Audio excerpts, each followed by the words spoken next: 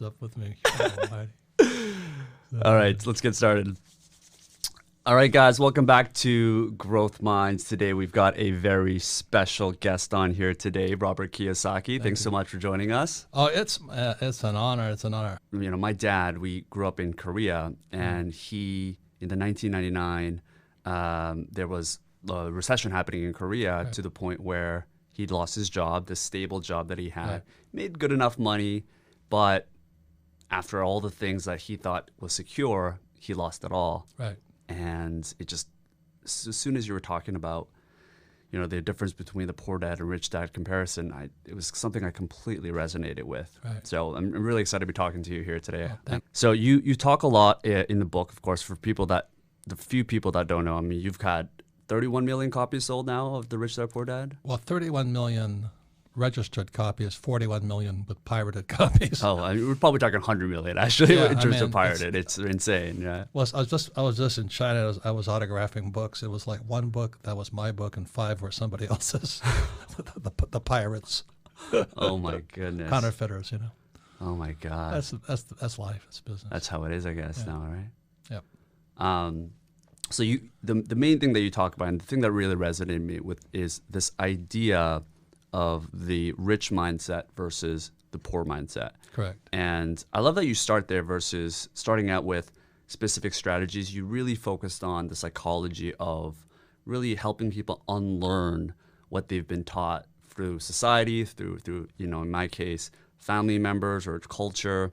Talk to us a little bit about the difference about what a rich person's mindset is versus a poor mindset based on your experience. Well, that's a massive subject, but the primary reason I became an entrepreneur, and I had high-paying jobs. You know, I could have sailed for Standard Oil. Back then I was making about $48,000 a year, which is 69 was a lot of money. Yeah. And then I joined the U.S. Marine Corps to fly in Vietnam, so I could fly. So most of my friends went to fly for United Airlines, Eastern, and Northwest, and they all lost their jobs and their pensions. Wow. So I had the high-paying jobs. That wasn't the issue. I became an entrepreneur for the opportunity to learn. I didn't have to go to 9 to 5 at any one office, if you know what I mean. Yeah. And I was free to go screw up all over the world, which I did. And so Dominican Republic. yeah. Well, I never got there, but I met some interesting women from there. No, I know Alex Rodriguez also. He's a massive entrepreneur. Yes. He is very committed to entrepreneurship training and all that. So that's the people I meet.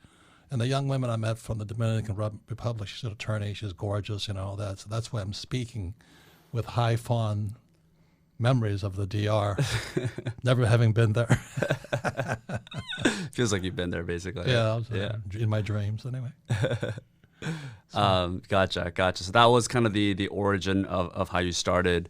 But yeah, I mean, what do you think for people that perhaps the few people that have not read the book, what do you feel, if you can kind of highlight the major differences based on what you think have impacted people the most? What do you think those are?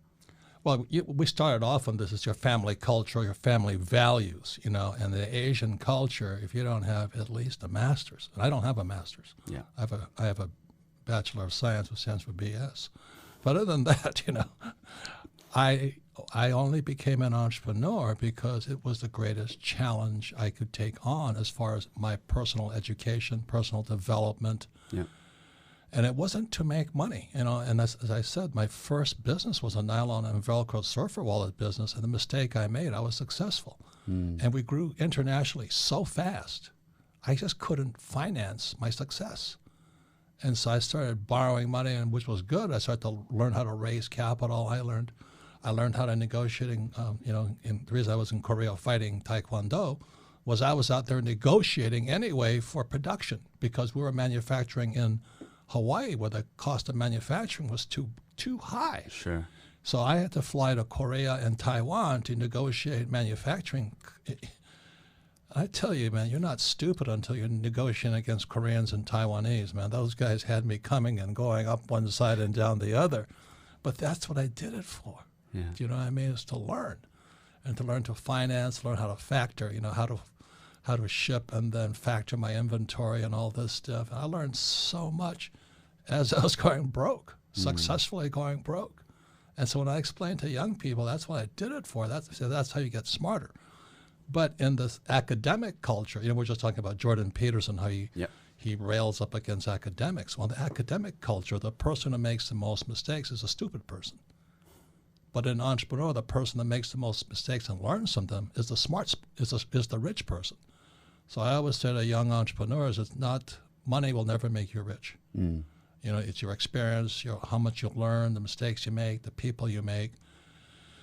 And although there's horrible experiences, they're all good experiences if you learn from them. Sure. And that's the attitudinal difference of an entrepreneur. Most guys are small business guys, they're not entrepreneurs. They open a pizza shop to make money and they get stuck in that pizza shop forever. Well, that's not me. And the subject of entrepreneur is a massive subject. So you got a drug dealer peddling drugs is also an entrepreneur, as is Jeff Bezos, running the biggest product-pushing company in the whole world. They're both entrepreneurs. But the gap between the drug dealer and Bezos, massive. So when I speak to young people, I say, what kind of entrepreneur do you want to be? And if you're just here to make money, you can do that, but it's not exciting. Right. What do you think they should be focusing on other than just making money? Well, for me, it was always taxes. Okay. Isn't that technically more money, though? More money in the bank? Yeah, but the problem is when I wrote a second book called The Cash Flow Quadrant, which is the E, employee, S, small business or self-employed or a small entrepreneur. B stands for big business, 500 employees or more. And I stands for professional insight investor. So if I'm buying stocks, bonds, and mutual funds, I'm not an insider. I'm an outsider. So my goal from my rich dad, not my poor dad, was to make it to the B quadrant, so I have 500 employees, but more importantly, to be an I quadrant investor. And those guys on Shark Tank, like Damon Johns and Cuban and those guys, they're B's and I's. Yeah. The average small guy is an E and an S. And there's a very big difference in taxes. So I wanted to learn the tax law. So my friend Donald Trump and I wrote two books together. I know he's hated, but we wrote 2 books together. And we make millions and pay no taxes legally. That was the objective. And the idea is you have a corporation where you can deduct a lot of expenses. Now you have to be very, very smart. You don't deduct expenses. You have to be both a B, big business, and an I, an insider. So I invest in the inside. I don't have stocks, bonds, mutual funds, or ETFs. So the reason my education began when I left the Marine Corps, I was flying out of Kaneohe, Hawaii. And then so when I was watching an infomercial TV, I was still in the Marine Corps making back then about $700 a month as a Marine lieutenant. And I said, you too can make money in real estate. So my rich dad says, you better learn real estate because that's the game. So other than stocks, the real estate is the only game where you don't pay taxes. Sure. And the average person doesn't understand that because they're flippers. If you flip a house, you're paying taxes. So I don't flip either. So that was all part of the learning process of, it was like going down the maze, this tunnel and that tunnel and this tunnel. Sure. So today when I make, let's say, $1 million in my rich dad company, I go to the bank and I'll borrow 5 minutes. My $5 million, I got a 5-to-1 leverage. And with today's interest rates, it's fantastic. Crazy. Yeah. And because I'm leveraging up my real estate, I pay no taxes because of depreciation, amortization, and appreciation. So that's the stuff I was learning from my rich dad. Whereas my poor dad said, get your MBA. And I lasted, I think, 3 months in the MBA program. And then one day I woke up in the class and my notes were all blurred. I was still flying for the Marine Corps. I'm getting spit on by all the college students, you baby killer and all this stuff. And I wake up in the class, it was the accounting class, and my notes were all blurred because I drooled all over them. I said, I'm not learning a damn thing here. That was the last day of school for me. Jesus. Because I learned accounting working for Rich Dad as an apprentice, just like Trump. Yeah. We're apprentices. So I knew real accounting versus the fake accounting they teach in business school. Yeah. Yeah. Which is the real accounting is how do you make sure you make a lot of money and pay no taxes. That's it. That's the game. Yep. Yeah. And that was one of my valuable courses, certainly in university, but we were just talking off air. Grew up with very conservative parents. Right. Went to McGill, good university. Great school, yeah. Great school, and just didn't resonate. So I actually ended up dropping out. And I know your first book was talking about people dropping out and the education system, how flawed it was, right? Oh, it's criminal. Yes. It's criminal that, they're taking so much money from your generation that, student loan debt is now bigger than the subprime mortgage debt. And to put young people in debt like that, they should take every college professor out there and shoot them at dawn. I'm a Marine. That's what we do to criminals. I'm only kidding. Yeah, but it's course. criminal what they're doing. You realize Harvard, with their endowments, could hand out free education for 150 years and not charge a thing. But instead, they take the best and the brightest and load them with debt. If their families can't pay for it, then they're screwed. On top of that, they learn nothing about money. Yep. There's a book, Tailspin, by, I forget his name is, but anyway, he's a Yale graduate plus Yale Law. Yeah. And he writes about how Yale is teaching young minds to create derivatives. They're not teaching them finance. And, derivatives are what Buffett calls financial weapons of mass destruction. And we're still producing today we're 1.4 quadrillion in derivatives. On top of that, the young people are deeply in debt. Right. And there's still no financial education in our schools. And It's unlike criminal. corporations, when a student defaults or they go into bankruptcy, they still owe the schools money, right? It's When the they go worst into type of debt you can possibly get into because there's no escape. See, if I got crucified for this, but I have one bankruptcy on my record, but it was a corporate bankruptcy. I have 27 companies. So 1 out of 27 going bankrupt, I thought was pretty good. But of course, a journalist, that's all they focus on. You have a bankruptcy. And I said, let me tell you something, numbbrains. There's a personal bankruptcy and there's business bankruptcies. No, but you have a bankruptcy, I'm going. Yeah, that's all they care about, right? But they don't know any difference. Yeah. And I agree with Buffett. He says, if you have stupid journalists, you have stupid people. Absolutely. Absolutely. And that's why I love Jordan Peterson, because he's attacking the academics. I love that guy. Look at the headlines right now with Corona and everything that's happening. It's crazy. God, no, but you know what I mean? Our academic systems are out of touch with the real world. That's my complaint. Yeah. And next to one of my best projects, a student loan provider is building this project that makes my place look small. I mean, they're building this massive, all built on collecting and servicing student loans. It's massive. Yeah. And they're SOBs to work with. I mean, they're my neighbors, but they think because of all this money coming in from students, they can bully me around. Well, I'm a real estate guy, and we just fight back. They encroach on my easements and my boundaries. Well, we got more money than we can fight you all day long. I said, fight me. But they're student loan guys, which makes me hate them even more. Yeah. Yeah. This is in Phoenix. I won't mention the name because they're still my neighbors. The trouble with real estate, you can't choose your neighbors. You can always move out, I guess. But I mean, this is the major problem with the education system. It's so outdated that, I mean, I've heard that the current American education system was actually modeled after the 18th century within Prussia. Yes. Right? And I think it had some also influence. Like, I mean, the whole idea is that the American system is currently nicknamed the factory model of education. Correct. In that we're just manufacturing employees and people, they're almost discouraging people to think in a creative way in a world that will thrive with creativity because everything's going to be automated away. It's just insane. It is insane. The several things that I find, one more time, second book, Cash Flow Quadrant, ES. On the right side is B&I, and that's where guys like Mark Cuban and Damon Johns come from. They're professional investors. They acquire companies, they finance companies. They have what's called family offices, not home businesses or home offices. They're family offices. So I have a family office. So when I was a young man, my rich dad said to me, "Someday you want a family office." I said, "What does that mean?" I got an office. He goes, "No. It's where you have a whole team of people moving your money for you because you got so much money coming in." Say too much money is a problem also because you got to keep moving it. So I have a family office, and that was part of the whole process of becoming rich, was so I could learn to have a family office. And the average guy has a 401k. Why am I kicking his butt? I don't care if he went to Harvard. I'll kick his butt up one side and down the other, making millions, not paying taxes, but keep moving my money. Yeah. Yeah. So that's education. That's what I learned.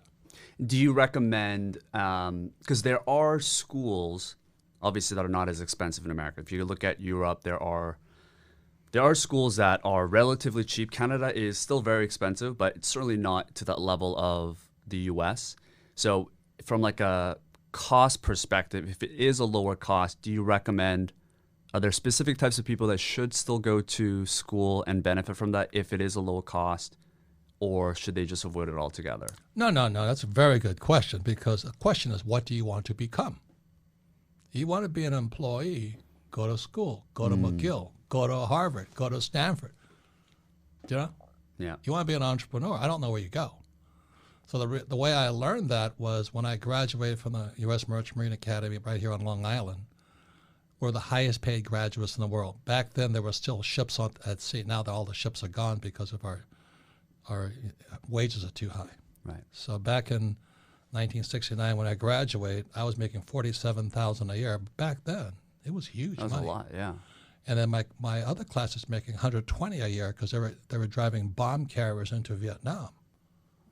And so they were in the zone for, I think, 18 months and was all tax-free. So you're a 22-year-old kid making $120K a year, tax-free.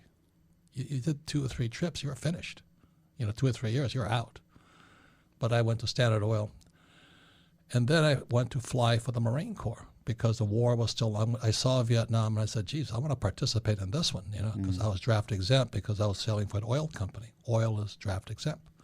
So I joined the U.S. Marine Corps and went to flight school. And that's when I realized the value of education. Yeah. See, if you're going to be a pilot, go to flight school. You're going to be a doctor, go to medical school. You're going to be a dentist, go to dental school. Where do you go if you want to be an entrepreneur? Because, and the other thing too is when I was in flight school, you could already tell the good instructors because the good instructors had just come back from Vietnam. They were up to date. Yeah. They were saying the damn Viet Cong, they changed this, they changed that. And so the U.S. Marine Corps and Navy syllabus was sending down, you should fly this way. This guy said, don't you fly that way, you'll be dead tomorrow. Because the Viet Cong was changing, we had to change. So just one example, I was a gunship pilot. We'd come in at 1500 and roll in. And then the Russians gave the Viet Cong was thing called an SA-7. It's called a Strela in Vietnam. And the Taliban used it against the Russians in Afghanistan. Yeah. So if you came in at 1500 with this new technology called the SA-7 or the Strela, you were dead meat. You're coming in too high. Huh. Because a Viet Cong, with absolutely no training at all, just point, pull the trigger. This heat seeker went right up your tube, blew you out of the sky. So we're in flight school learning how to fire guns and rolling in from high, and these instructors are coming back. You do that, you're going to be dead. And that's where I learned the value of technology and education and the best teachers. Sure. So suddenly the teachers were telling us to come in at 1,500 feet on a gun and rocket run. We were saying, you're going to be dead. And so they were trained to come at what's called defilade. We had to fly below tree level. So everything was changing so fast. And that's when I really understood education better than anything else. Is education supposed to prepare you for the real world? And what's the real world of an academic? Yeah, it's all theory. Yeah. Yeah. And they don't have the skills for the real world. They want tenure. Yeah. Yeah. And that's the difference. Yeah, I think there are some initiatives that are slowly starting to pop up. It's still very in its infancy stage, like Thiel Fellowship, the billionaire Peter Thiel, he's got this program where he provides students $100,000 that are entrepreneurs to start their own business. I went through something similar in Canada where they provide money, investors, co-founders to start your own company. Good, yeah. And that's why I dropped out, but it's still so... I mean, come on. I followed your advice, Rob. Smart man. Put it into practice. But, it's still so far behind. It's still so far behind. Well, that's the thing I'm saying is that E&S, employee and small business, self-employed, or a doctor or a lawyer, specialist, yeah, the mindsets are different. B&I, completely different mindsets. So on the B and the I side, you have to have a team. So on the B and the I side, I must have a bookkeeper, because the most important thing I have are accurate records. Rich Dad Poor Dad is a book on accounting. That's all it is. It's a book on accounting with no numbers, just pictures. And that's why I made so much money on it. 31 million copies later. That's the trick, huh? Use lots of pictures. I'm a doodler. I doodled in school, so I'm still doodling in my book. But anyway, so on the B and the I side, you have to have the best teams. So I go onto the field. I have a friend who is an attorney, very smart attorney. He cannot figure out why I make like 50 times more money than he does and I don't work. But he's a hard-working attorney. And I go, well, number one, you're in the wrong tax bracket. And number two, you're a lone wolf. I'll kick your ass all day long. That's like going on to the football field and taking on the Patriots, Yeah. Can you elaborate a little bit more on the tax bracket for people that may not be aware of what you're talking about? Yeah, if you're an employee across the world, the average tax bracket is 40%. So you make $100,000. That means 40K is going to the government. If you're a small business, an S quadrant, 60% goes. So these guys have become small entrepreneurs. They wind up in 60% brackets. You can edit all that out, right? The coffee. Okay. So you go, they're a 60% bracket. So my objective was to get to the I and the B and the I. So on the B side, when you have 500 employees or more, you pay 20% in taxes. So that's why we're here in New York City. When Amazon was looking to move to New York, they were going to give them all the tax breaks possible. Now you're Joe Schmo, the computer programmer. They're not going to give you any tax break at all. You pay the high taxes. Pay more, yeah. And then the I quadrant is a professional investor, the insider, the inside guy. And the number one asset is real estate. That's the game. It's debt and taxes. So every time I make money in the B quadrant as a business owner, as a 20% bracket, I then move my money into real estate and I pay no taxes. Yep. And that's the game. So I get the whole tax system of capitalism is designed to make you richer. But our schools will never teach you that, which is the battle today between you academics who are E's and S's for most sakes. And then you have the B's and the I's. Their skill sets, their mindsets, their beings, their spirits are different. So like, when they kicked Bezos out of here, no problem. He just moved. Yeah.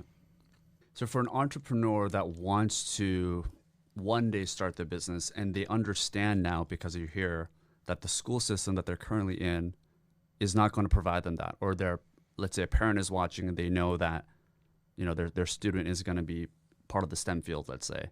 What should they do? Should they go out there and drop out like I did and try to start their business and take that risk?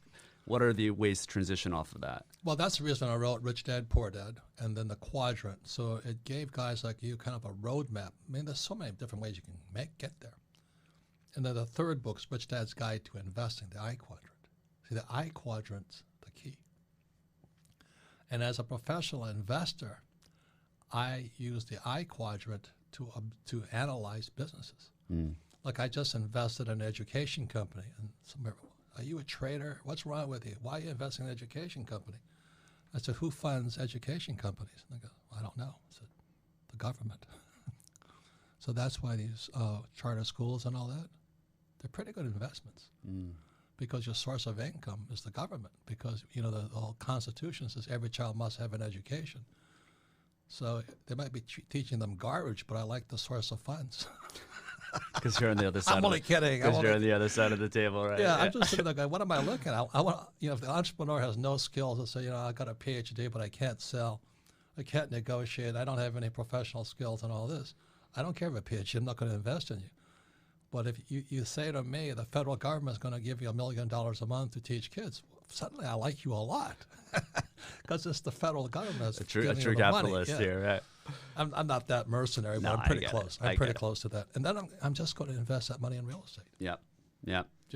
Let's talk about money. So we talked about this idea of the rich mindset. We understand how broken the education model is because it's a lot of it, as we mentioned, modeled back to the 18th century of Prussia and the factory system. It was what you're talking about had two purposes. One, to train employees, and second, to train soldiers.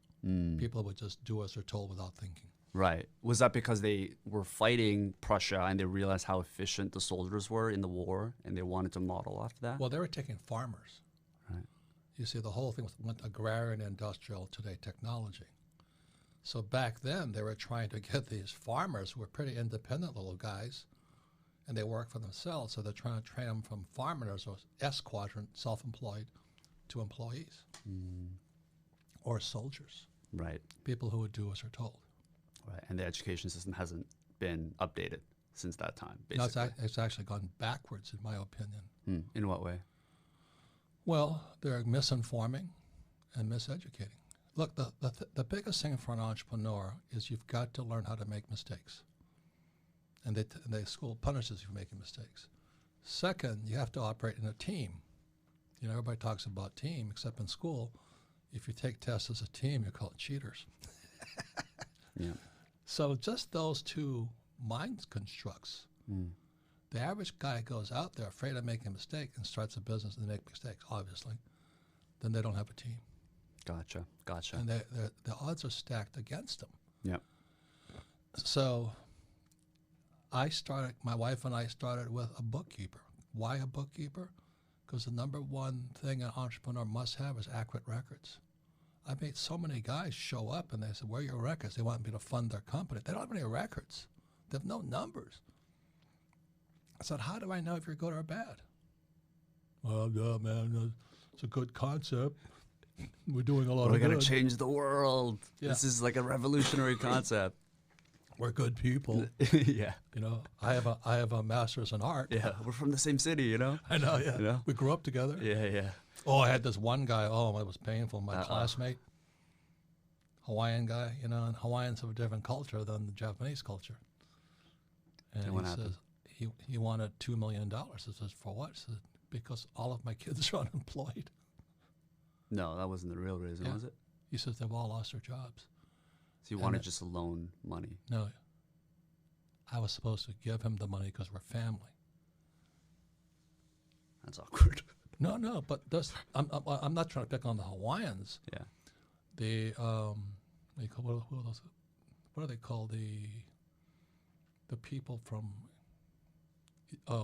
Egypt. What are they called? These guys who are, I forget. Their culture is if you have something, it's mine. I forget what do they call it? They're gypsies. My friend is a gypsy, and he says in the gypsy culture that if you have two, one is theirs. I'm going, what? But then I started thinking about my friends, you know, my classmates who are hardcore Hawaiians, they're great people. Yeah. They can sing and dance and all this, but family is everything. And so if his family's hurting and I have extra, it's up to me, because we're all part of the same family, to help each other. Is that like an expectation that he has? It's cultural. And that's what really hurts most entrepreneurs. It's like we started a whole conversation. What's your family culture? What were your family's belief systems? What were their values? You know, and they all play a factor inside your success in so-called the real world outside of the family. And I'm not blaming my friend who was Hawaiian, because, you know, I'm just saying his culture was different than mine. Yeah. Same as my culture is different than my own family. You know, my brothers and sisters all have master's degrees and all that, and I'm going, they send their kids to college and going, oh, have a good time, you know. But they still believe, the Japanese still believe in college and saving money and job security. Yeah. And becoming a government employee. Sure. I'd rather shoot myself. Yeah, I mean, Japanese, and because we had Stevie Aoki. Are you familiar with Stevie Aoki at all? No. He's like a big DJ guy, younger guy, but in his 40s now, but also Japanese. That's really young. And half my age. You look 40, yeah. But he also resonated the same thing. Koreans are the same way, right? We're probably one of the most conservative societies when it comes to that, because we grew up in in Korea they call it chaebol. I think in Japan, what do they call it? I don't know. The big. Anyways, a conglomerate days, right, where a couple of companies own the entire economy there, and they're just so used to living in that world. The Japanese had a thing called kumiai. Kumiai. Okay. Kumiai was that if you lived in the same neighborhood in Hawaii and you were Japanese. All the Japanese stuck together. Mm. And my father, who was 6'4", for Japanese is pretty big, the kumie would come and, talk to our family about the Japanese sticking together. My father threw them out. And these are he says, look, we're Americans. Get that in your head right now. So I had these conflicting cultural values. Sure. So again, for every entrepreneur, first thing you must inspect is what was your cultural heritage. Not that it's right or wrong. What were the values? Did you just struggle with that when you were growing up in high school? Hey, when I wrote Rich Dad, Poor Dad, I almost went to the devil for that one, Because Japanese, you don't ever criticize your father. Same as Korean and Chinese, right? Father is the king. Yeah. It's very patriarchal. Yeah. So when I was asked, well, how do you feel about writing a book about your father? I said, well, he's dead. I had to wait for him to die before I wrote the book because he would have killed me. My family was ready to kill me. Yeah, I was gonna. How did you overcome that? It's because I Jesus. said he's dead, and that didn't go over well either. Oh my God, were you close to them though when you were growing up? Yeah, I had a great father. Both my rich dad and my poor dad were great men. Yeah, but you both respect. They're two opposite guys. The one guy really believed in school, but he didn't know what he didn't know. Mm. And my rich dad never went to school, and he didn't know what he didn't know. But the two make kind of a whole education. So one was a capitalist, one was a socialist. Yeah. And so then we have Bernie Sanders versus Donald Trump, and I don't know, all this other stuff going on. It's kind of hysterical.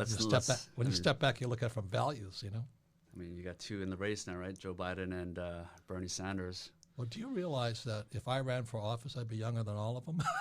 It's crazy. It's great. They're all old. It's crazy. No wonder Biden can't remember things. I can't remember how to get in a taxi anymore. Jesus Christ. We also had Andrew Yang on in New York when he was running. He? He's doing good. He just announced something that he's starting called Move Humanity Forward. A lot of people thought he was running for mayor, actually, for New York, really? Which he still might. I'm not sure. I don't think he's announced it, but he's starting a nonprofit, basically. Give me a break. You know what nonprofit stands for? No. Tax exempt. That's what it really means. Yeah, probably. It means that they can't make money, so they're going to... I know the game. I sit there and chuckle and laugh all the time. Well, I can introduce you to Andrew if you want. Yeah. I don't understand how they can pay everybody. I fought for capitalism. I realize it's 80-20. It's called Pareto's Law. Pareto's Law is the 80-20 rule, right? Something like that. So 20% of the people need socialism. They need to be taken care of. But 80% can make money on their own. So why would I give somebody with the capabilities to be the 80%, give them money? Sure. Doesn't make sense to me. What did you think about the UBI? I'm assuming you've seen Well, feelings. I think, unfortunately, it's coming just because our school system is teaching people to be victims. I don't know if you saw me on Patrick Ben David. That guy's a genius, man. I love working with him. He's smart, yeah. Yeah. Oh, is he smart? I used to work with Tony Robbins, and he has that quickness of brain. Yep. I'm a little Hawaiian, I'm a little slower. But anyway, he goes, I told him, I said, during the agrarian age, the church was the center. So every small town had a church. So it was very spiritual, and that was the culture. We shifted to the industrial age, and then weaponry came up. So we could now kill.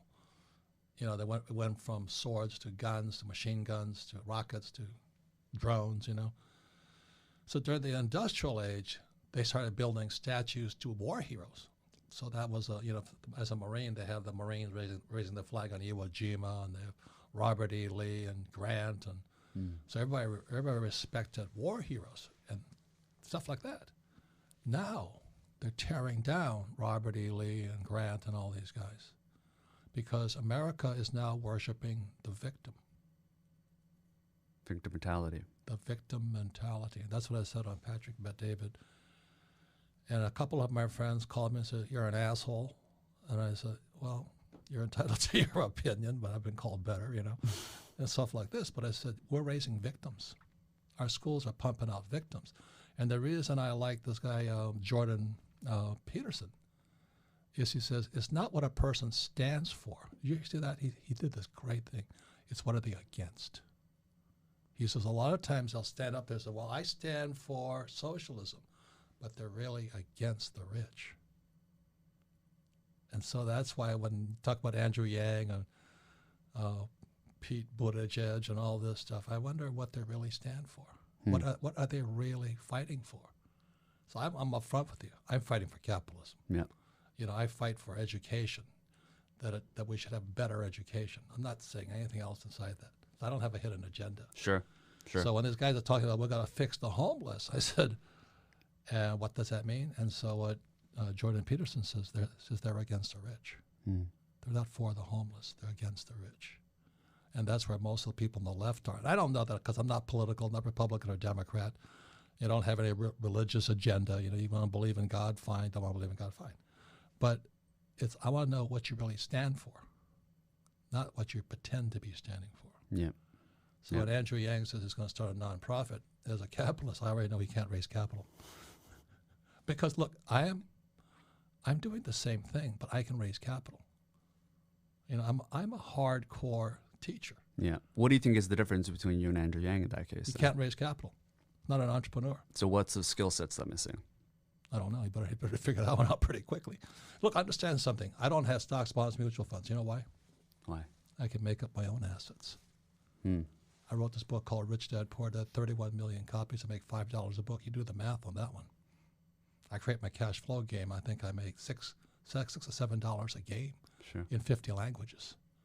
I know how to sell. Yeah, but don't you have to invest that money once you make it so that it's in a less risky asset class? I don't even need money. That's the worst part. The next book I'm coming out with is called The Infinite Return. Is that when you have the mindset of a capitalist, you don't need money. Okay. See, rule number one in Rich Dad Poor Dad is the rich don't work for money. Most people miss that one. But that goes back to 1971 when Nixon took us out the gold standard. Yeah. And money became fake money. Yeah. So anyway, my Rich Dad was preparing me to think about how can I make money without money. And the way I do it, I create an asset, like a book. I'm not saying write books because that's tough industry. But I write a book today. I sell 50 licenses to 50 different languages. And I collect royalties for years, the long tail. Yeah. So my money just keeps coming in. From with that, I borrow. So let's say I make $10 in a book. I'll borrow $50 to invest in real estate. I step up my basis for depreciation, amortization, and appreciation. Gotcha. That's financial education. Yeah. Not that garbage they teach you about invest for the long term of the stock market. Why would I do that when I can make up my own assets? Yeah. You know, that's what entrepreneurs do. Every entrepreneur should be making up their own assets and staying out of the stock market. That's my point of view. But can everybody do it? No, of course not. Sure. But I've screwed up enough times to prove I can do it. And my accountant will back me up. Yeah, the guy is an idiot, but he does create assets. Yeah, I mean, you have this great core competency, which is the ability to communicate something that's very complicated or what has been made complicated because why would people go to school and pay for that money if it sounds simple? So you made it really simple using pictures and everything. Right. And you've been able to find leverage. They say that you can find leverage through people, capital, or especially now it's media and software. Yeah. And you've been able to do all three of those. Yeah, and trade, you know, Rich Dad is a brand, man. Yeah. What that's worth. Yeah, no, it's impressive what you've done. It's amazing. But I can sell. And that's why my first job when I left the Marine Corps was to join Xerox so I could learn how to sell because of being Japanese, right? I was really shy. Yeah. You know, I could kill people from the sky. I was a Marine, I was, you know, decorated hero and all this crap. But I couldn't pick up a girl in the bar. And when I said that to my Rich Dad, he says, your sex life sucks, doesn't it? I said, oh, it's terrible. He says, because you can't sell. You can't sell. And so he says, if you don't sell, you're going to be lonely and horny all your life. So that kind of inspired me to learn how to sell. Yeah, yeah. So I joined Xerox, you know what I mean? But you have to do what it takes. So Andrew Yang is a good, smart, very smart guy. He can't sell. He doesn't know how to create an asset so somebody will give him the money. Then he doesn't know how to invest that money so he pays no tax on it. That's why he has to go the tax exempt or the, what do you call that? I don't know what you call this. I don't think in their words.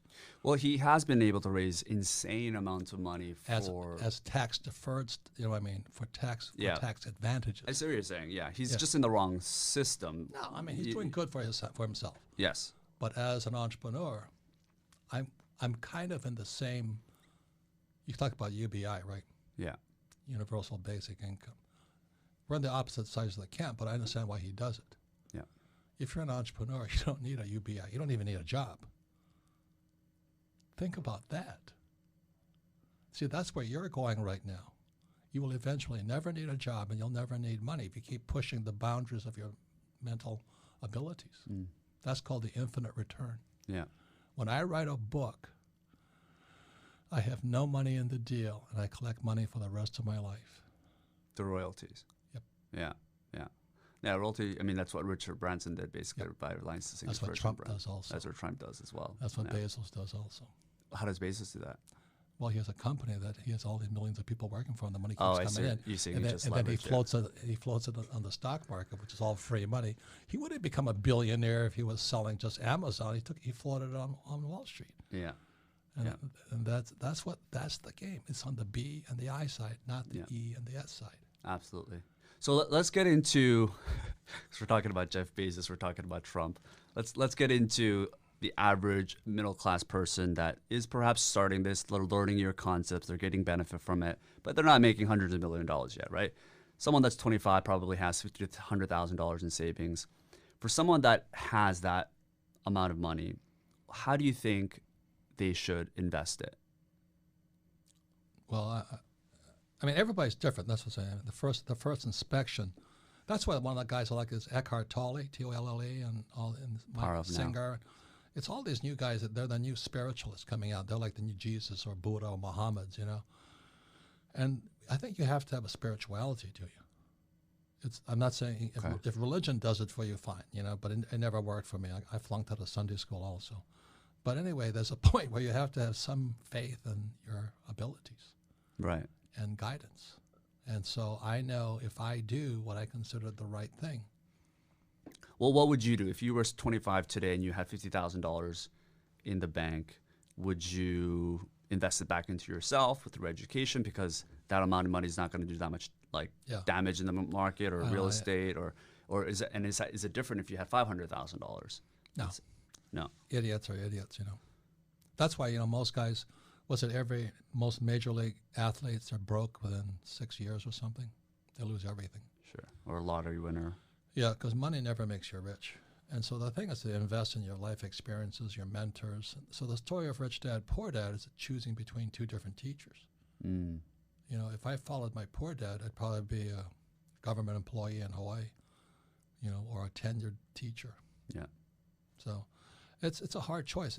You got to choose your teachers wisely and your life experiences. Like we were talking about, I took, you know, 3 companies public through Toronto. I mean, first through VC, Vancouver Stock Exchange, and I had to migrate to the Toronto Stock Exchange. Why did I do that? To learn how to raise capital on public markets. Now, the average entrepreneur never does that.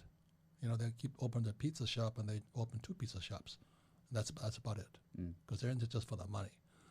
I wanted to learn something, so I took my first was an oil company in Portugal, and I took that public, and everybody told me there's no oil in Portugal, and I found out the hard way. They're right. There's no oil there. That company crashed and burned like a airplane coming out of the sky, you know. And then the next thing I started a silver company in Argentina, and we struck silver, and we did very well. Yeah. And then I started a gold company in China, and the Chinese took it. So Jesus. That was a priceless experience. You know, aren't you bitter? I go, yeah, but that's what I did it for. You understand that? I did it for that. So you're saying people that have, let's say, 50,000, 100,000, they should just go out there, look for a teacher and look for experiences. So education, take risks, real life experiences, make mistakes. Yeah. Gotcha. Don't worry about like making 10% in the stock market. You're saying with that money. No, that's a waste of time. I mean, it depends on you. I don't need stock market to make money. I got that to raise capital, but not to make money.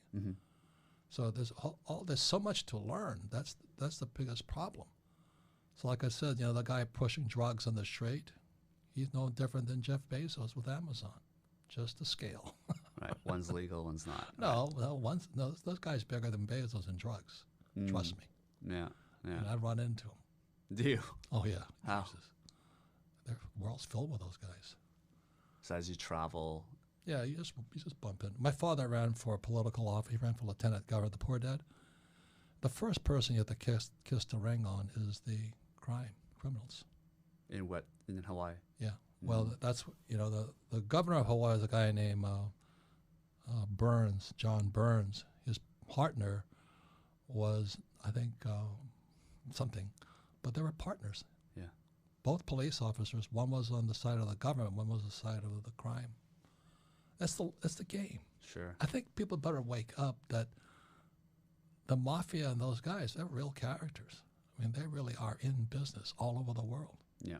And if you think they're not, then you're living in dreamland.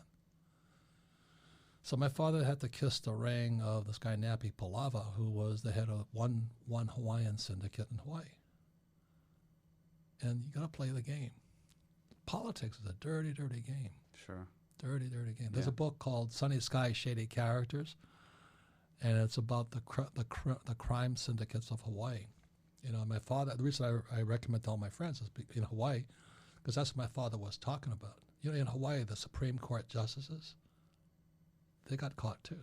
The Supreme Court justices of Hawaii, these highly esteemed men, got caught up in all this crime through Kamehameha schools. Yeah. Criminal operations, all of them. Crazy. Yeah. So I'm not saying I'm a pessimist. I'm saying just be aware, That's like saying, oh, why can't we all hold hands and sing Kumbaya? We'll get rid of the police. We'll get rid of the military. We'll all live together. Yeah. Yeah. Sure. Yeah. And and I think that's what the left is trying to. I'm not Republican or Democrat. People live in dreamland. Wake up. This is a real world, and there's people going to steal. Another book I'm going to write is Hiring Thieves.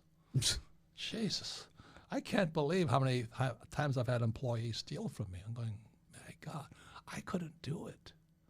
Not that I'm a saint. Not that I'm going on the short list for saints. But several times I've lost a lot of money because I hired the people that steal from me. Have you improved how you read people? It's almost impossible, but you have to. I mean, it's my fault. I mean, I take full responsibility because, I didn't, as Reagan said, trust but verify. Yeah. The trouble is that people verify with the guys I should have not trusted. Oh, I see. So you started the wrong foot, basically. Well, do you know what I mean? It's like the first guy that stole all my money was my accountant in my nylon wallet business, Stanley, my CPA. Uh-oh. And he was so afraid that we were going to go down, and we did go down, but he wanted to get his money out first. So I raised $100,000 extra. I brought it in. This was years and years ago as a kid. And Stanley says, I said to Stanley, Stanley, will this help? Does this solve the problem? He goes, yeah. I forgot to define whose problem it solved. Stanley's problem, and he ran off with it. Now again, it was the best thing that happened to me because I woke up. Mm. And I think for young people, I think that's really the thing. Keep waking up, keep learning. On the good side, you meet some of the best people on earth. Like my team of advisors right now, we all came about because of bad partnerships. Like Kenny McElroy, we've made millions together in real estate. I met him through a bad partner. And he and I started talking and said, just how can we be so stupid? Because we're so stupid with the same partner, if you know what I mean. Sure. When we met each other, I said, well, let's not do that to each other. We've made millions.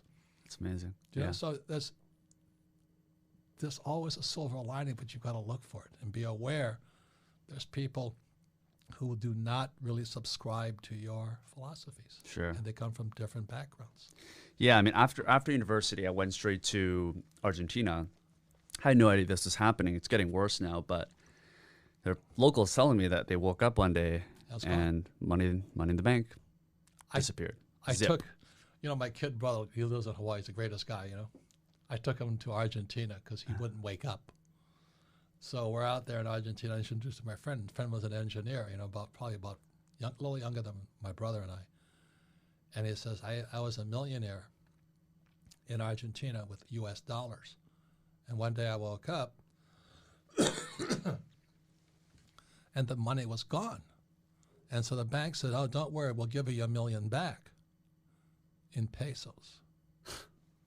So my brother sat there and he says, is this why you brought me here? I said, yeah, wake up. Wake up, yeah. Because you're Japanese. Japanese save money. And Japan is the most screwed up country financially because they're all highly educated savers. When are you going to wake up? Japan's debt to GDP, I think, is like 240% right now. Wow. It's the worst in the whole world.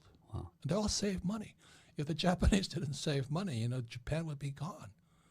And my friends inside Japan say the banks now lend debtors money so the debtor can pay the bank back. So what happens, the debtor gets deeper in debt, but the bank looks like everybody's paying their bills. And I said, I don't know what the Japanese have a word for it, bakatari. Which is? You're an idiot. Okay. And the Japanese are very good people, hardworking, diligent, and all this. They have no financial education. They believe in saving money. The Yakuza is their mafia. It runs rampant through that place. Yeah. And they still pretend. Yeah. Well, saving money in this day and age, I think Warren Buffett's got $130 billion in cash right now waiting because there is probably going to be some sort of a recession. People say it's a correction right now because of the corona, but it's a rough time. What are your thoughts on all this? Well, I love crashes. The best time to get rich is in a crash. The problem is this time I think this crash might last a long time. The 1929 crash lasted 25 years. That's how long it lasted. I think this one might be at least 20 years, this next depression, because the numbers are so astronomical. Like I said, if Japan is 260% debt to GDP, 240 to 260%, America is 115% debt to GDP. That's much, and increasing $1 trillion a year. Mm-hmm.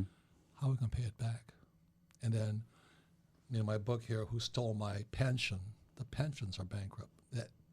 Defined benefit pensions for school teachers, firefighters, and police officers estimate between $9 to $14 trillion underfunded.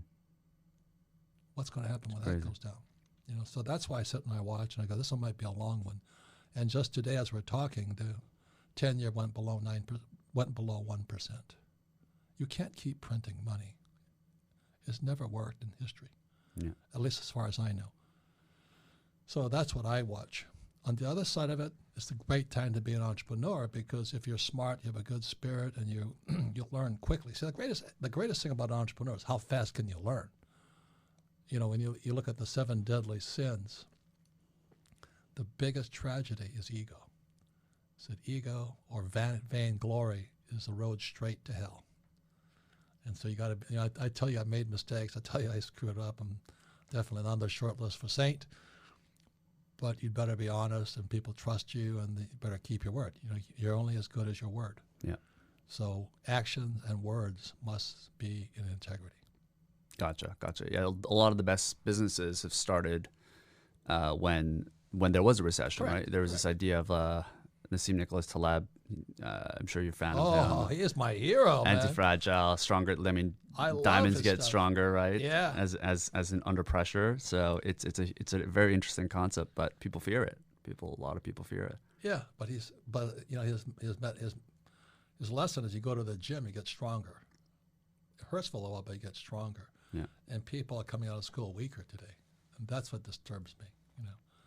And then Patrick Bet-David, man, that guy is amazing what he's teaching. Yeah. And so there's many young guys coming up that are teaching brilliant stuff, and that's YouTube. Which is a whole new channel, right? Is social media now the channel? So if you're in traditional media, you're in trouble. But if you're moving with the trends, you're in good shape right now. Sure. So that's the difference. Well, Nassim Nicholas Taleb also talks about in Black Swan. He talks about this idea of the barbell strategy, right? Where he kind of uses like the S&P as like an analogy, where most people think this idea of like putting yourself into medium risk is the safest option, when in fact you're not really getting much of the upside, but you're getting all of the downside as well. So you're allocating risk in a way that is not actually helping you diversify, and you're actually putting yourself in more risk. And he advocates this idea of putting yourself into very risky assets in a small amount, and the rest into, let's say in this case, cash, bonds, and that way. Even bonds are in trouble now. Bonds are, I guess, yeah. So most likely cash, where it's very liquid. When I was your age, the smart guys were in bonds. Nobody was in stocks. Today, everybody's in stocks and bonds. I'm going, holy mackerel. Sure. Okay. Sure. What are your thoughts on this idea of barbell strategy, where there is asymmetric returns, where let's say you put 10% into something that's super risky, the maximum you can lose is that 10%, so you still have that 90% still uphold. Well, it depends upon the person. Like I'm saying, I encourage anybody listening to this or any entrepreneur, get to the point where you don't need money. It's called the infinite return. And that's my next book coming out next year. Yeah. When you get to the point where you don't need money, you're home free. You'll never need money. You don't care. You can always put a deal together. You can always create an asset out of nothing. You know, it's like, I don't know what else. It's the power of God-given power. So like I said, when I write a book, I'm selling 50 copies, 50 licenses, day one. And let's say I get 10,000 a license. How much is that? 50 times 10,000? Is it 500,000? 50 times 10,000? Yeah. That, yeah, 500,000. Yeah. So I'm in the black immediately. What does it cost me? Maybe 10,000 to write a book. Do you know? So I'm in the black.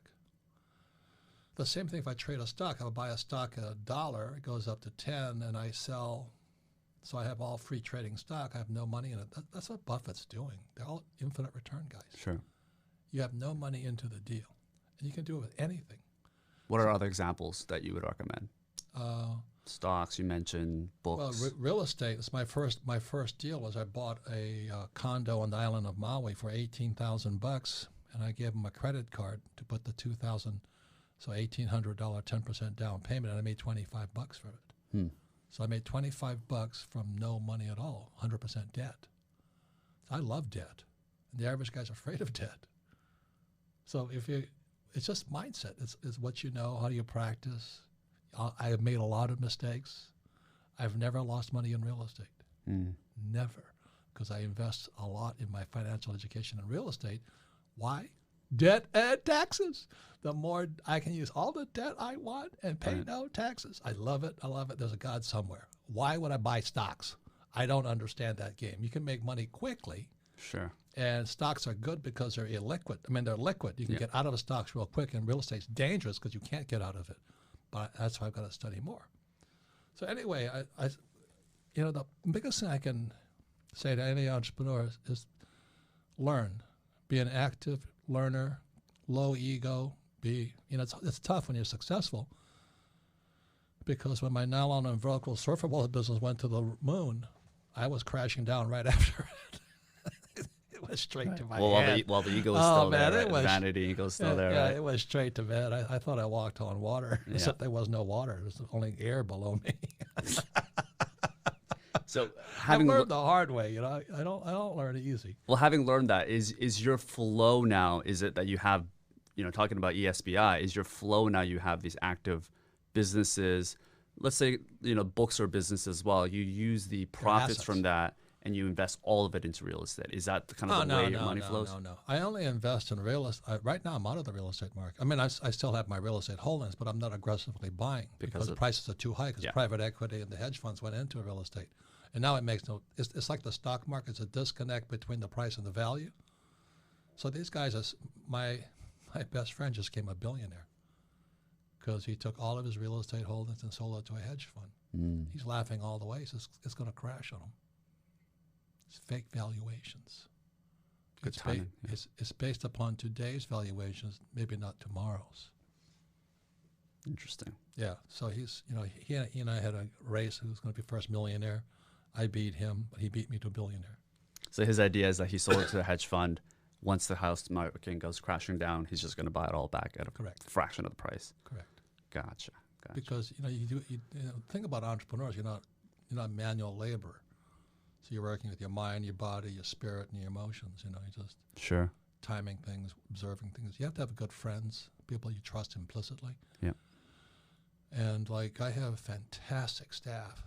I trust them with. Some of my people have been around me for 20 years. Some of my best partners are 40 years. And we trust each other. So that takes time. There's also been a lot of crooks along the way. Some.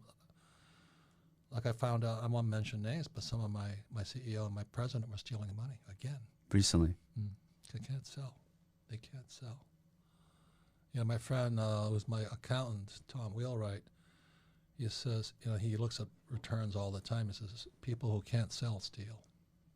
You're saying they're not actually stealing money, but they're stealing time and valuable resources from you. They're actually stealing money from you because they're not selling enough, you're saying. They don't know how to sell. Okay, but they're not actually going in and stealing money from you. Oh, they are. There's so many ways you can. I see what you're saying, but I get what you're saying, but yeah, okay. One of the best experiences I had, I was a young Marine. I was in Hawaii.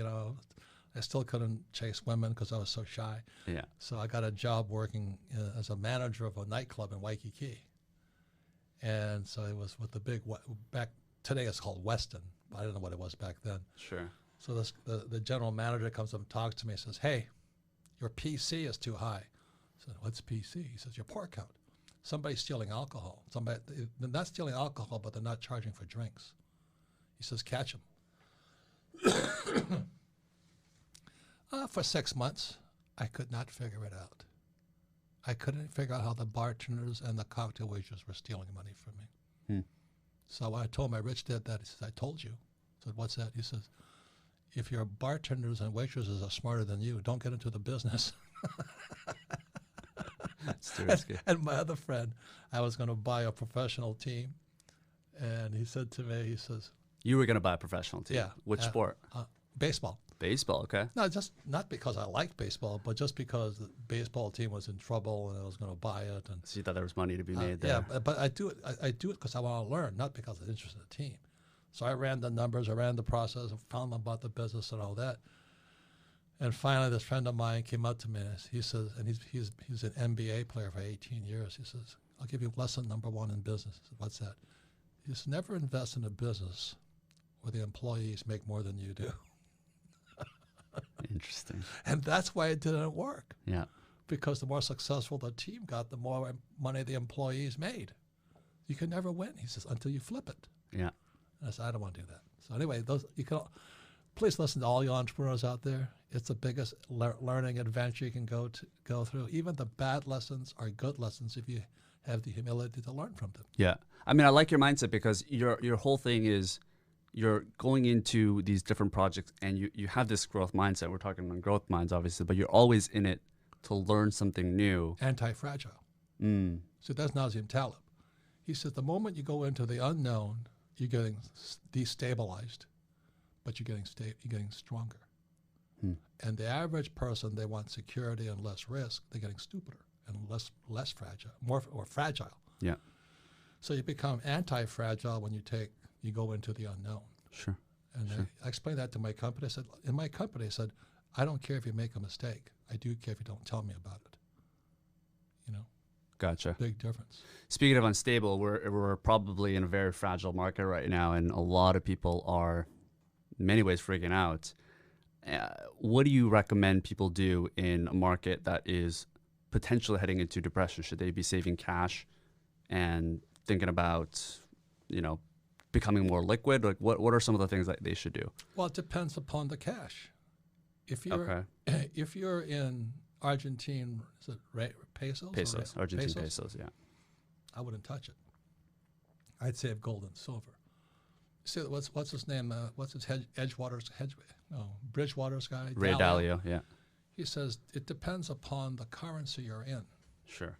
He says, so like Zimbabwe, their debt is financed with external money. Japan is internally financed. So that's why the depression doesn't hurt them as badly. So you have to learn so much about that. So I own millions and millions and millions and millions and millions in gold because I started buying gold in 1973 when it was illegal for Americans to own gold. And I like gold and silver because there's no counterparty risk. There's no other party to it. Gold and silver are God's money. So people say, well, it's not a good investment. I said, yeah, but I sleep at night. What's that worth? Sure. So I don't care if the dollar is corrupt, the U.S. dollar is corrupt, but it's the strongest currency in a horrible currency world. Yeah. So if you're U.S., save dollars. You're in Argentina, don't save gold. Right. Save Bitcoin. You think Bitcoin would be? I mean Bitcoin's got its problems too. But Sure. I'm saying, So when you say save money, you got to say what currency? Yeah, what currency? Sure. Do you know? It's like the Swiss franc used to be the strongest currency of all, but now they're backed by the FANG stocks. And so I'm kind of backing off of the Swiss, whatever they use. I don't even know anymore. I just kind of, it's almost instinctive. Sure, sure. I mean, the Argentines, what I found interesting was the way we look at gold, because I think you're completely dead on.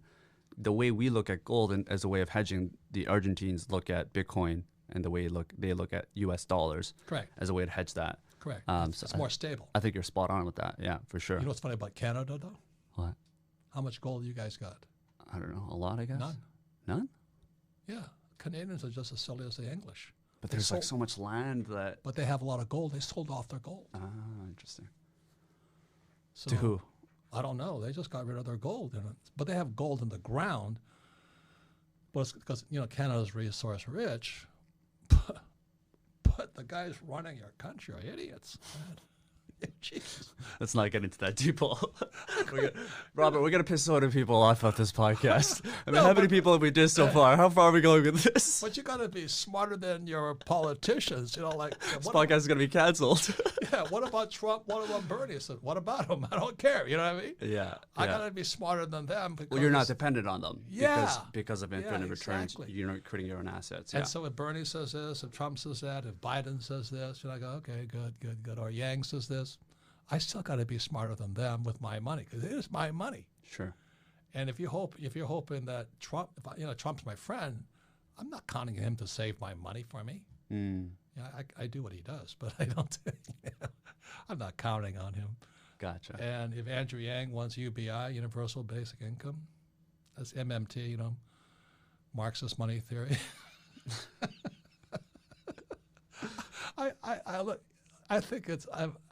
I think you got to look at it as a comedy show.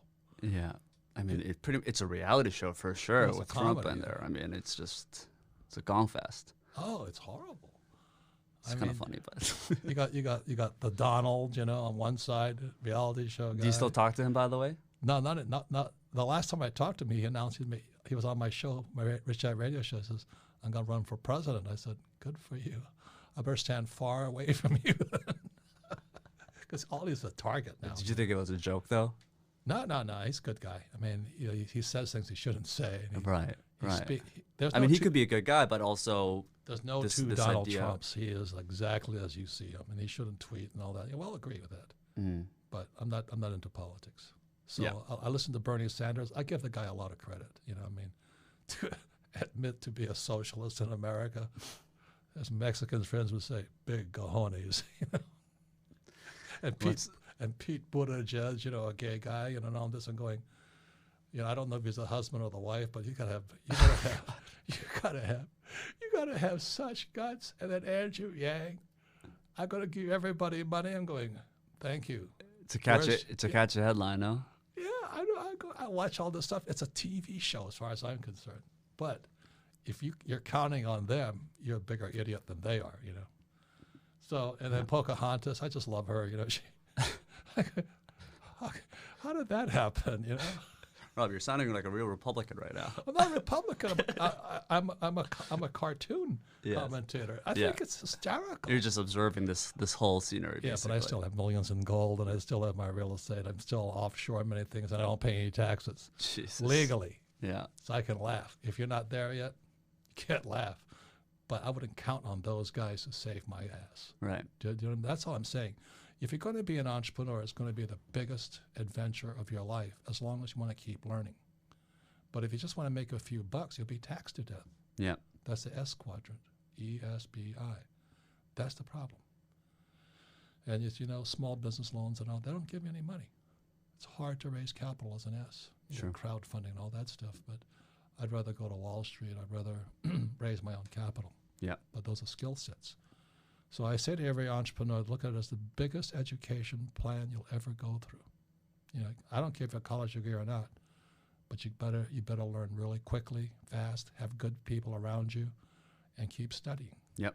Okay. Well, Rob, let me end off because I know you came in because you wrote this book called "Who Stole My Pension." Talk to us a little bit about what people don't know about pensions today, what the average person does not understand about how pensions work today. Well, the pensions are bankrupt. They're gone. My father, my poor dad worked for the government, and he lost his pension in 1972. And he still told me to go and get a job and all that. So my poor dad became a poor man When he lost his job, his paycheck, and his pension. How did he lose it? Like he just got He nothing? ran against the governor. See, the governor was a crook. John Burns, police officer. If you read the book, Sunny Sky, Shady Characters, you'll find out exactly this. He's an investigative report. I forget his name now. But he said everything my father was saying to me. They're all buddies. Shady Sky, Sunny Characters starts with Don Ho. Nice Don Ho. And they were all in cahoots.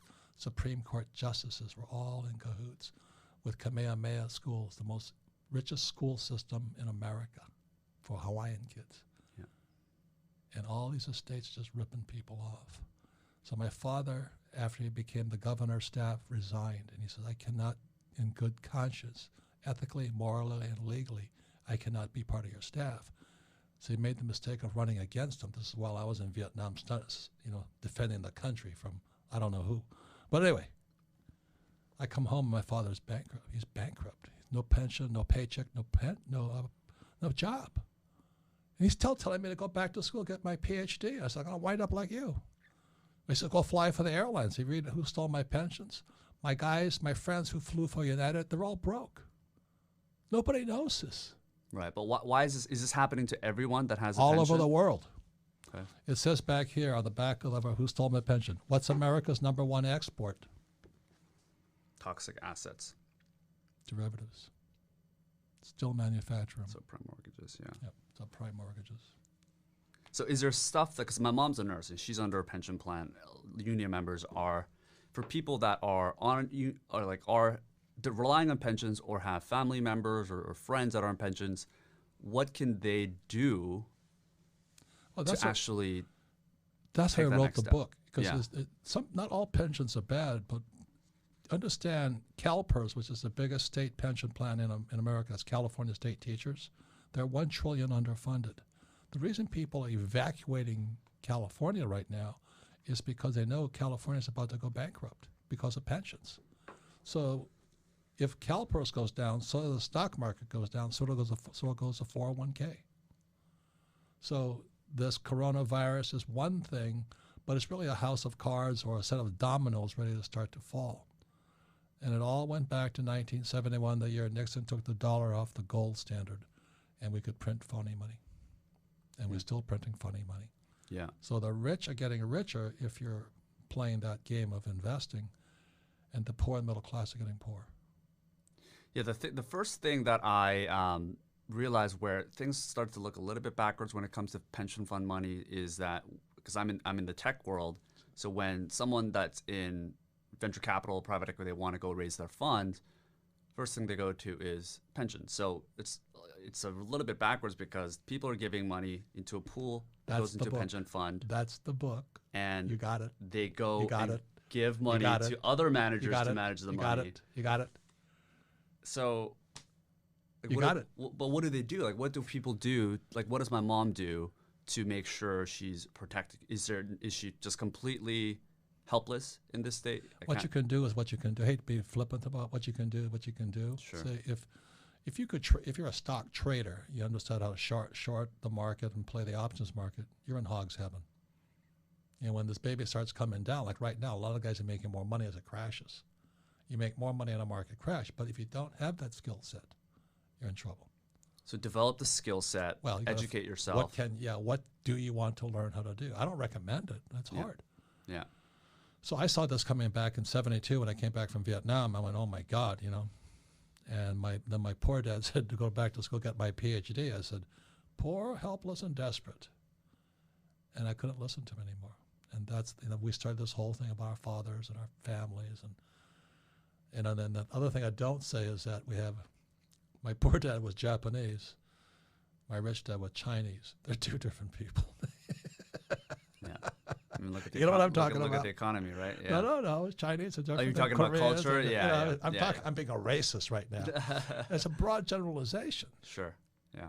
But every race has its characteristic, and we're not being a racist. I'm just saying it's culture. Culture, yeah. And I understand it because I'm Korean. Yeah. So, no, I understand. And you came from Korea. And I came from Korea. You have 2 points of view. The three: Canadian, U.S., and Korean. Well, I live in Mexico City right now, so I've got You're ahead of the game. Couple different ones right now. You're ahead of the game, and that's the best thing you can do.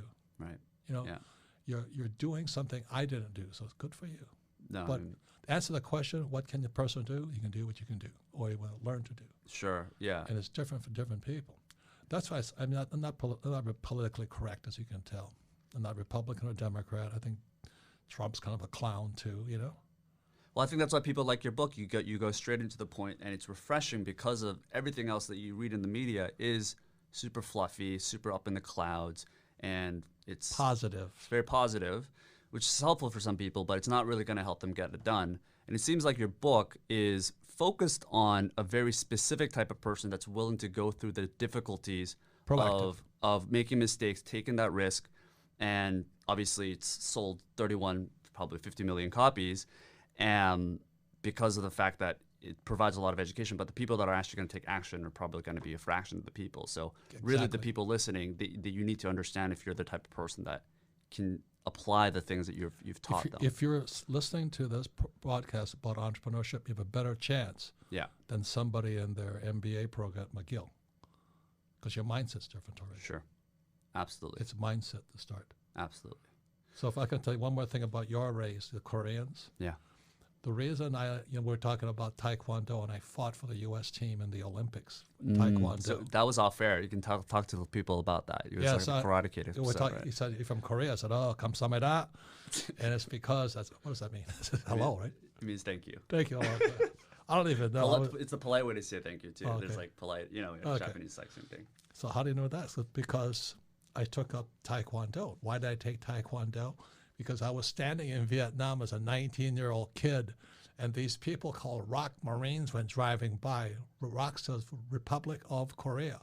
And people were dodging, running from these guys. I said, who are those guys? You know what I mean? It's like Butch Cassidy and the Sundance Kid. Who are those guys? He says, they're ROC Marines.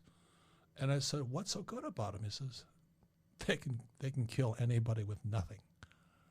And the legend that went ahead, the PR that public went ahead of the ROC Marines, there are stories of these guys, the Viet Cong would tie them up and they still kill them while they were tied up. And I said, how'd they do that? He said, well, they didn't tie their feet up. I went, what? Which is Taekwondo, yeah. Taekwondo is all forms, legs, kicking.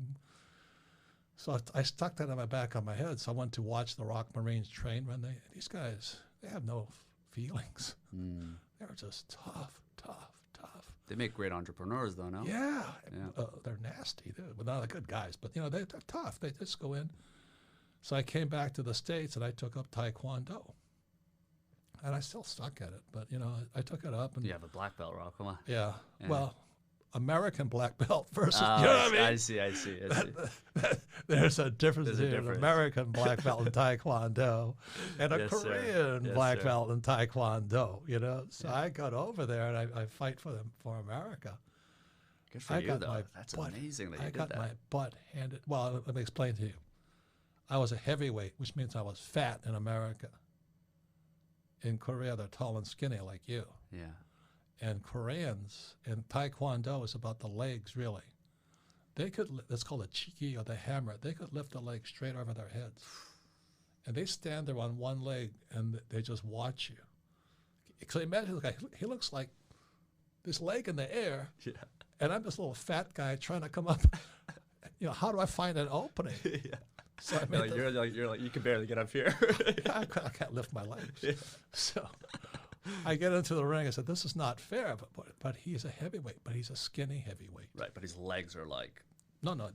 He's tall. He was like 6'4". His legs were probably 8 feet high. And I don't know how high he was up in the air. I couldn't come in on him. So I made the mistake. I said, "Well, no guts, no glory." I jumped in on him. That leg came across my head, and I was out. I didn't have a prayer. Jesus. But we're talking about just like Karate Kid. There was one guy who was watching the tournament, this Korean guy. He didn't speak much English, and I didn't speak any Korean. He says, "You got potential." And he took me out into the country. And for 2 weeks, he trained me. And it was one of the best experiences I've ever had. Yeah. And when I came back to the States, I kicked ass. Because I was trained in Korean Taekwondo, not American Taekwondo. Yeah. And I was trained by a real fighter, not, the guy was pretty good, but he was not a real fighter. Sure. It's a different standard when you hang around with certain type of people. I feel the same way. Like when I was 6 or 7, my dad would teach me division and multiplication, and I got to Canada when I was 7, and they were doing subtraction and addition. Yeah. It's just a different level. Yes, it's cultural. Yes. And it's the mindset and all that. So it's a lot. So I said this whole thing is, should you be an entrepreneur? Well, a lot has to do with what your family said about it. My poor dad always said the rich were crooks. Entrepreneurs were crooks. The rich were greedy. School, all you had to do was have a college degree, you were set. Different cultures. Yeah. And I had to go against all that, especially respecting the father. So writing Rich Dad and Poor Dad, whoo, man. That's why I said he had to die before I wrote that book, because he would have killed me. Well, listen, Rob, I commend you just because I understand culturally what you had to go through from your father, from your mother. I understand the family background. So to have unlearned a lot of the things that you had to do, particularly at an older age for you, right? It wasn't like me when I was 7, and to see how you've been able to educate hundreds of millions of people at this point is it was really an honor to come talk to you. We leave the audience with one small but actionable step that they can do after they listen to this episode, whether it's a specific book you could recommend, whether it's an action step that they can take to get that one step further to start their business or in their investment, or anything that you think they can really help improve their lifestyle. What do you think that would be? I just talked to one of my best friends. He's my real estate guy, Ken McElroy. He says he and I are going to stop doing talks at universities. Wrong. Why is that? Well, it's the wrong audience, wrong message. Sure. He says, I just came, I won't mention it in the university. He says it was horrible. And he's a good guy. He's very smart, and all this. And what he said to the students, he says, your education begins when you leave school. What you learn means nothing. Uh-oh. That did not go well. At the university, too? Yeah. He says, most of these school teachers don't know it. He didn't say it that way, but I've said it that way. I took the cash flow game once. This is how we teach accounting fast, is playing games, because accounting is the most boring subject possible. I took it into a school system. We had like 10 tables. We had 5 entrepreneurs at one table and 5 teachers at the other table. Then we had high school kids at each table. The tables where the teachers were, there was no fun. The kids were sleeping. They were bored. They hated it and all this. And the tables where the entrepreneurs were teaching, there was kids were screaming and yelling, having a good time. And the people that hated my cash flow game the most was the economics teacher and the accounting teacher. Because they were most at risk as well. They didn't understand it. Oh, at all? Not at all. The accounting teacher looked up in a dictionary. She said, well, this is not the definition for an asset in my book. And I said, yeah, and that's why you're a school teacher. Life isn't found in a book. So they haven't invited me back either.